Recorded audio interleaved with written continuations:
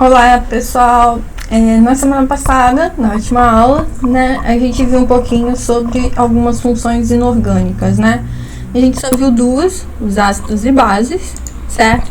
Hoje a gente vai ver os sais e óxidos, tá legal?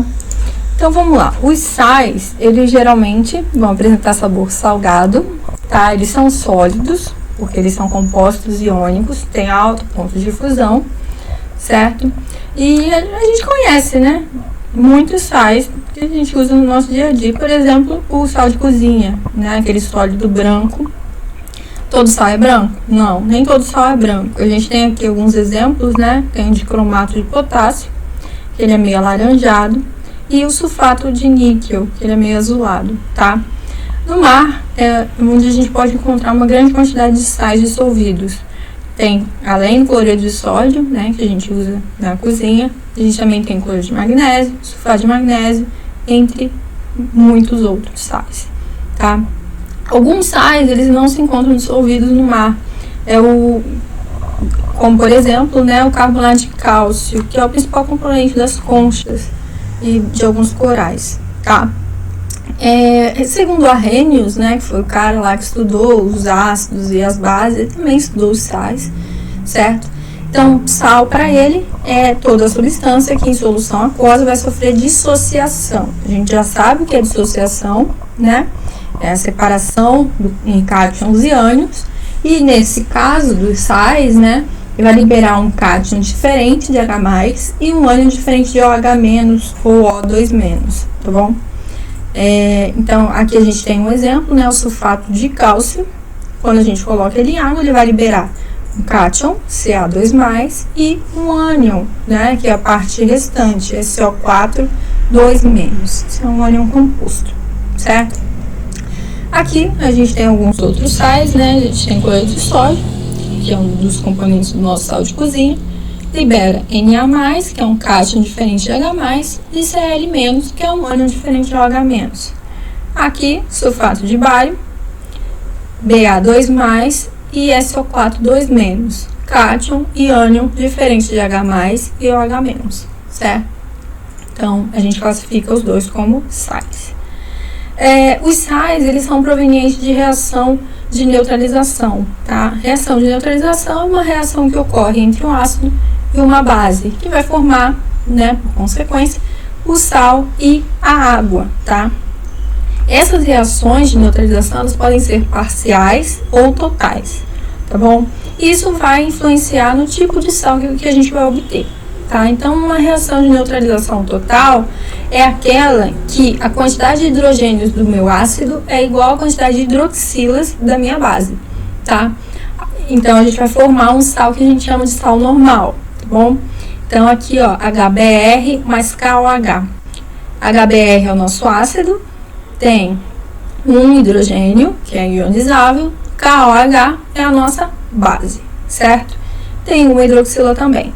Então, H e OH, quando eles se juntarem, eles vão formar a nossa água e o restante, né, o cátion e o ânion que sobraram vão formar o nosso sal normal. Aqui, H2SO4 e 2NaOH. Então, a gente tem dois hidrogênios provenientes do ácido e duas hidroxilas. Nesse caso aqui, a hidroxila não... As duas hidroxilas não estão indicadas na nossa fórmula química, né? Tá na equação. Esse númerozinho aqui na frente, ele indica que eu tenho duas hidroxilas, certo? Então, 2 e 2 eu formo duas moléculas de água. E o restante só se junta, tá? Aqui, 2HNO3 mais CaOH2. 2 hidrogênios e duas hidroxilas. Então, formam duas moléculas de água e o restante se junta, tá? Então, essa é uma reação de neutralização total. A gente forma sal normal, sal neutro. Reação de neutralização parcial. Ela vai ocorrer quando a quantidade de hidrogênios e hidroxilas não forem iguais, tá? Então, a gente tem dois casos. Um caso de formação de sal básico e o de formação de sal ácido. Como assim?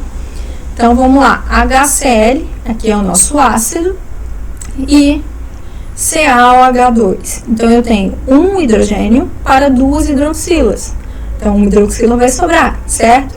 E ela vai compor a nossa fórmula. Uma hidroxila se junta com esse hidrogênio para a formação da nossa molécula de água e a outra permanece na nossa fórmula.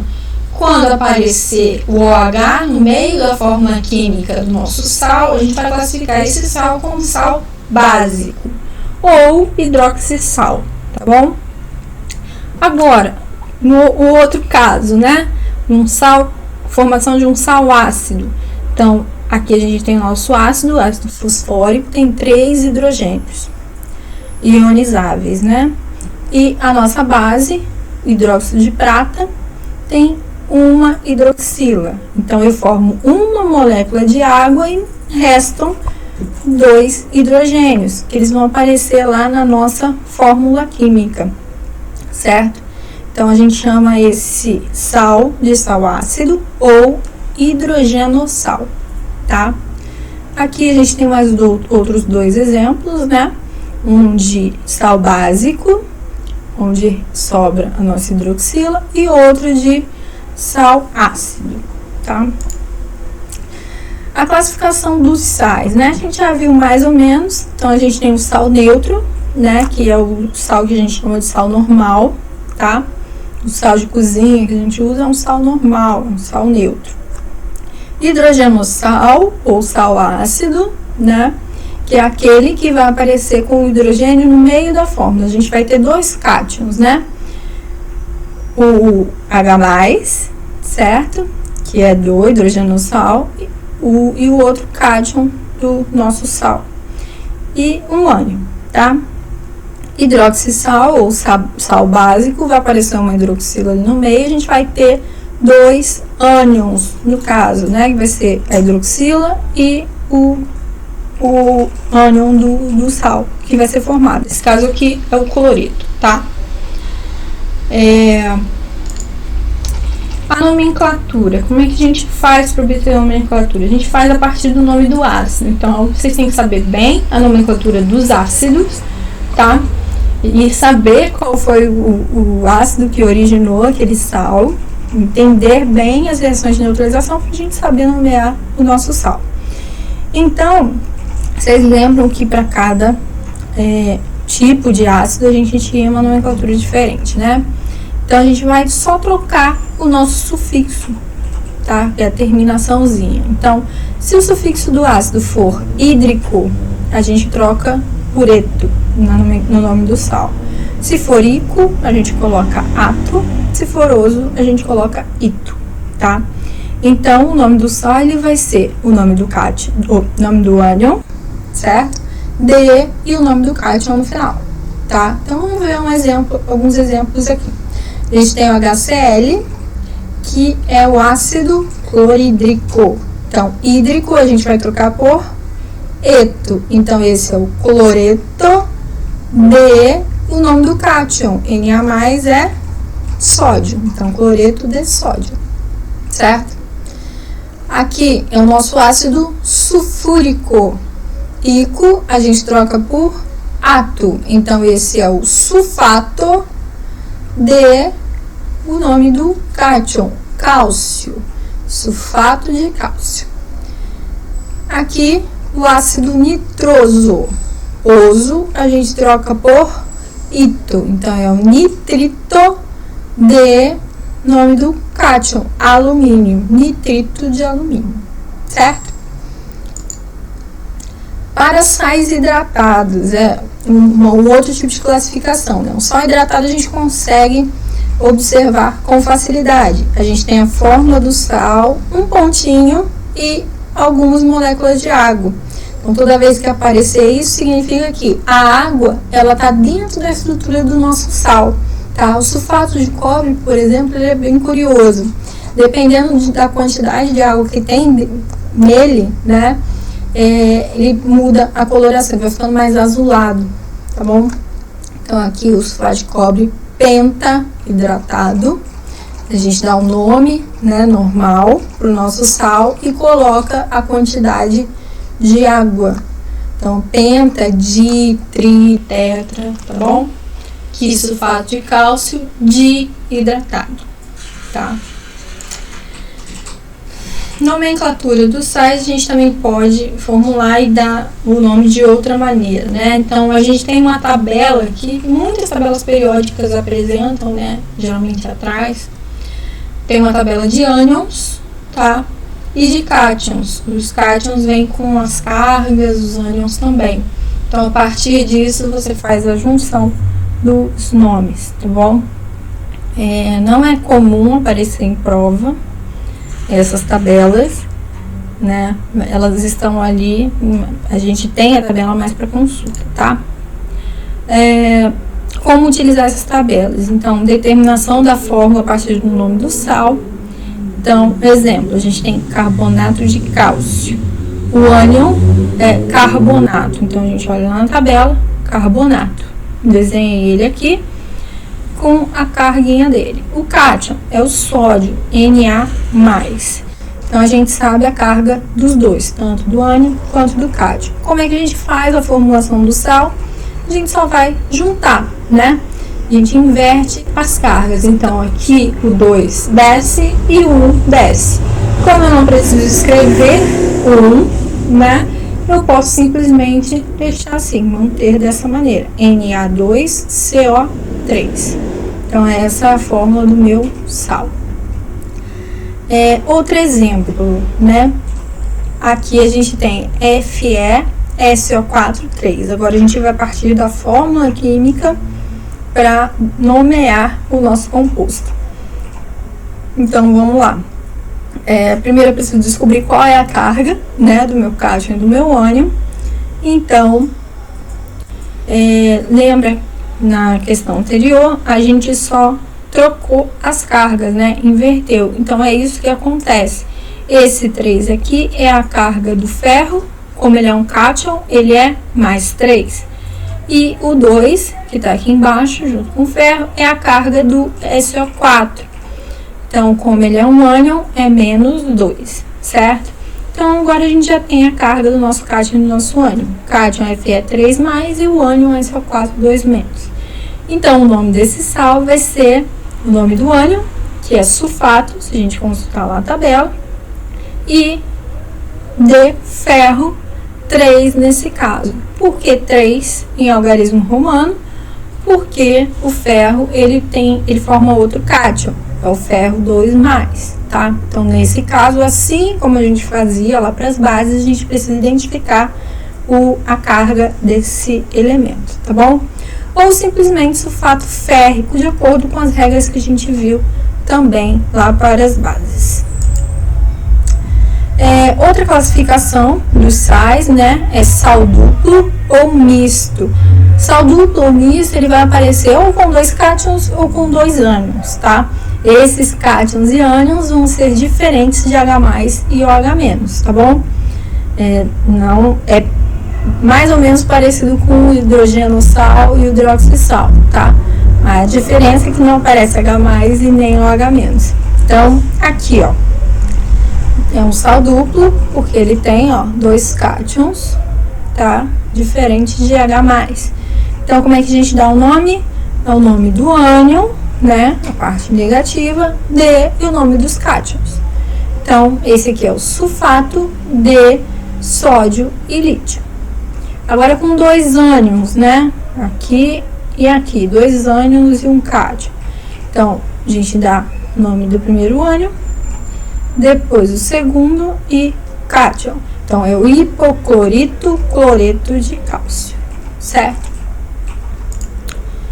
Aplicações de alguns sais, né? Então, o NaCl é o mais comum, a gente usa muito, né? Geralmente a gente usa o sal, o cloreto de sódio iodado, né? Por conta do bócio. Bócio é uma doença, né? Que é acarretada por conta da quantidade de iodo, né? A ausência de iodo. Então, ocasiona o crescimento dessas glândulas aqui da tireoide. Fluoreto de sódio é usado na pasta de dente, é um sal também, tá? Ele atua como um anticárie, inibindo a desmineralização dos dentes. tornando-os menos suscetível à cárie. Bicarbonato de sódio, todo mundo já conhece também, ele é muito utilizado como antiácido. Tem gente que usa como fermento, né? Porque ele efervesce. Se você pegar o bicarbonato de sódio e colocar ele num pouquinho de água, você vai perceber que ele forma uma espuma, né? É a liberação de gás carbônico. Aqui a gente tem uma reação, né? O que acontece se a gente utilizar o bicarbonato de sódio como antiácido. No nosso estômago a gente tem qual ácido? Ácido clorídrico, né? A gente já viu. Então, dessa reação, a gente vai ter a formação do cloreto de sódio, mais água, né? Porque é uma reação de neutralização, e liberação de gás carbônico, que são aquelas bolinhas que a gente vê quando a gente dissolve o bicarbonato de sódio. O bicarbonato de sódio, ele é o principal componente daquele fermento químico que a gente usa para fazer bolo, tá? Hipoclorito de sódio, né? Ele é um dos principais, a gente chama ele de cloro, né? Mas na verdade o nome dele é hipoclorito de sódio. A gente usa ele como alvejante para branquear as coisas e como desinfetante, né? E agora a gente vai entrar nos óxidos, tá? Então, os óxidos, eles estão também, assim como os ácidos, as bases e os sais, também são presentes no nosso dia a dia, tá? Um exemplo é o gás carbônico, que a gente acabou de falar, que ele é expelido pela nossa respiração. Quando a gente respira, está saindo o gás carbônico. Então, para ser um óxido, a classificação de óxido, né, é que é um composto binário, que é formado por dois elementos químicos diferentes, tá? Sendo um deles o oxigênio, certo? E o oxigênio tem que ser o mais eletronegativo, tá bom? Aqui uma observação: esses dois compostos aqui, OF2 e O2F2, não são considerados óxidos, porque nesse caso o flúor é muito mais eletronegativo do que o oxigênio, tá? Para ser óxido, o oxigênio tem que ser o elemento mais eletronegativo na fórmula química, tá bom? Então, classificação dos óxidos. Eles vão ser classificados de acordo com o comportamento dele em água, bases e ácidos, tá? Então, para ele ser considerado um óxido básico, quando a gente colocar ele em água, ele tem que formar uma base, tá? E os óxidos básicos, quando reagirem com um ácido, eles vão formar sal e água, parecido com uma reação de neutralização, tá bom? Os óxidos básicos, né, eles apresentam um caráter iônico, de ligação iônica mesmo, em que o metal tem carga mais 1 ou mais 2, ou seja, são elementos, né, que estão lá no grupo 1 ou 2 da tabela periódica. Tá? Os óxidos básicos são formados por elementos do grupo 1, metais alcalinos, ou grupo 2, metais alcalinos terrosos. Tá? Então, aqui a gente tem dois exemplos, né? O sódio e o bário, óxido de sódio e óxido de bário. Aqui, ó, a reação, né? O óxido básico mais água vai formar uma base. Então, a gente pega o óxido de sódio, joga ele em água. A gente vai perceber que ele forma uma base. O óxido básico mais ácido vai ocorrer a mesma coisa que ocorre numa reação de neutralização. Se um tem caráter básico, coloca o ácido, forma o sal e água, tá? Aqui foi feito um experimento, né, com óxido de potássio. Então, quando você pegou as cinzas, né, do cigarro, que é um dos principais, tem como um dos principais componentes o óxido de potássio, você colocou em água. Aí colocou fenolftaleína. Fenolftaleína, ela em meio básico fica violeta, né? Então, aqui a gente percebe que houve sim a formação de uma base, tá? Pega um óxido básico, coloca em água, forma base. Óxidos ácidos. Os óxidos ácidos, eles já têm um caráter mais covalente, tá? Então, ligações covalentes. E são geralmente formados por ametais, tá bom? Então, sempre você vai ver um ametal. Aqui alguns exemplos, né? O CO2, o gás carbônico, SO2, N2O5. Então, esses óxidos ácidos, toda vez que eles reagirem com água, eles vão produzir um ácido. E quando eles reagirem com bases, eles vão produzir sal e água, tá? Seguindo esse esquemazinho aqui. Aqui, alguns exemplos, né? O SO2, quando a gente coloca ele em água, ele vai formar H2SO3, ácido sulfuroso. SO2, se a gente reagir ele com uma base, ele vai formar um sal, né, o sulfito de sódio e água, tá? Os óxidos ácidos, a gente também pode chamar eles de anidridos, tá? É muito comum aparecer isso em alguma prova, uma espécie de pegadinha, tá? Que é um nome que a gente não usa corriqueiramente, a gente geralmente fala óxido ácido, mas pode parecer anidrido, tá? Então, esses anidridos ácidos, a gente usa esse nome porque eles podem ser obtidos a partir da eliminação total da água, tá? Então, a gente tem aqui, ó, ácido carbônico, quando a gente tira a água, ele fica CO2. O ácido nítrico, a gente tira a água e forma N2O5, tá bom?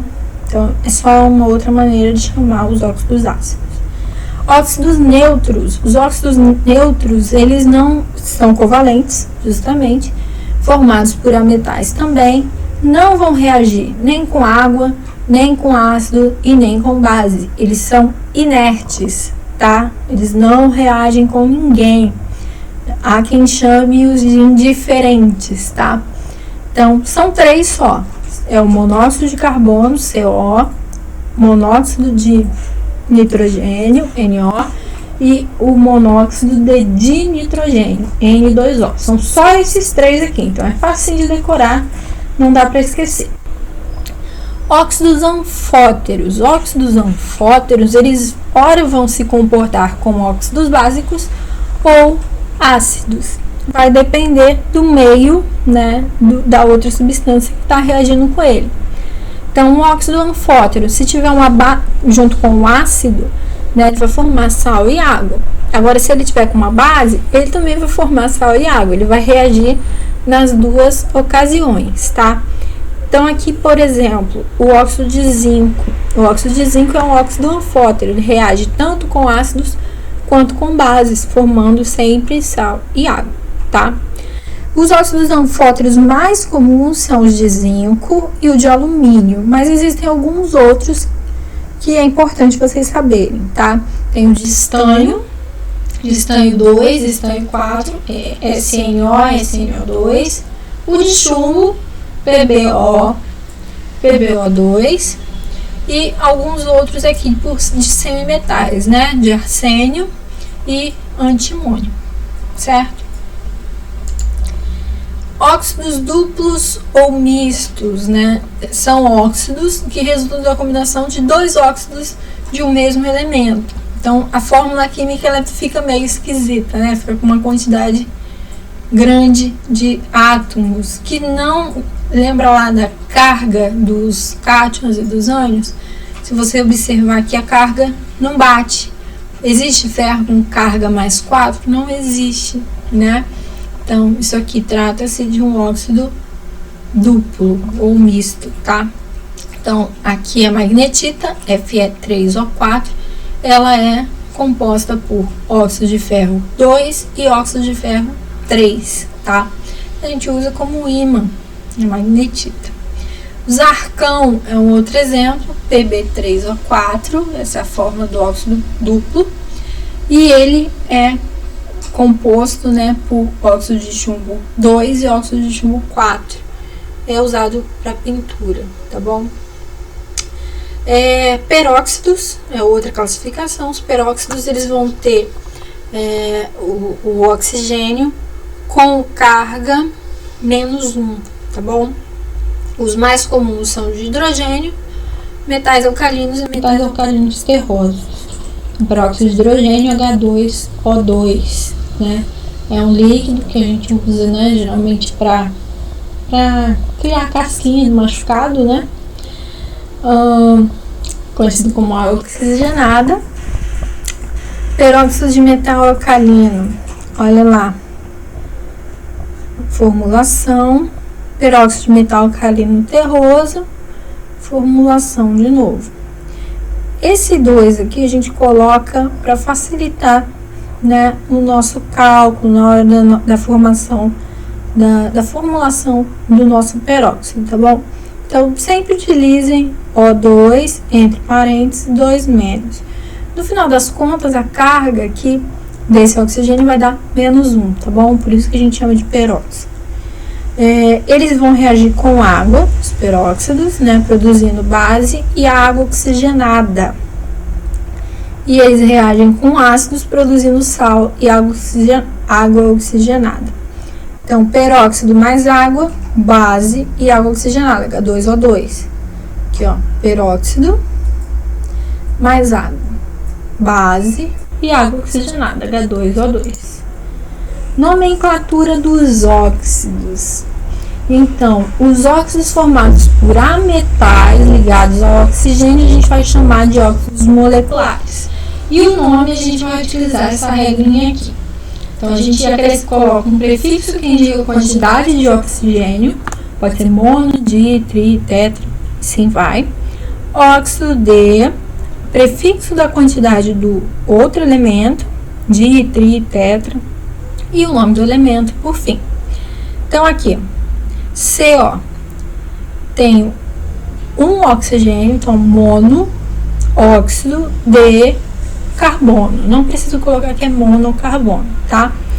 Aqui, dióxido de carbono. Aqui, trióxido de enxofre. 7 aqui oxigênios. Então, heptóxido de dicloro. Agora, os óxidos formados por metais, que são óxidos iônicos. Então, a carga do oxigênio é -2, o nome a gente vai colocar óxido de, nome do elemento. Muito mais simples, tá? Então, aqui, ó, óxido de sódio, óxido de cálcio.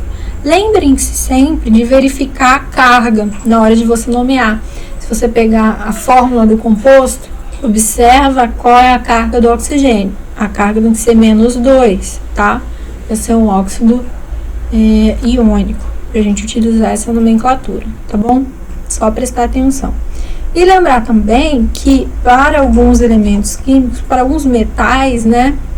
Geralmente os metais de transição, a gente pode ter a existência de duas cargas diferentes. Por exemplo, o cobre, né? Pode ser +1 ou +2. Tem ferro, +2 ou +3. Então, no nome a gente tem que identificar, através de algarismos romanos, qual é a carga desse metal. Certo? Então, a gente chegou ao fim de mais uma aula, tá? Até a próxima. Estudem bastante, já tem as listas disponíveis. Qualquer dúvida é só me procurar. Tchau!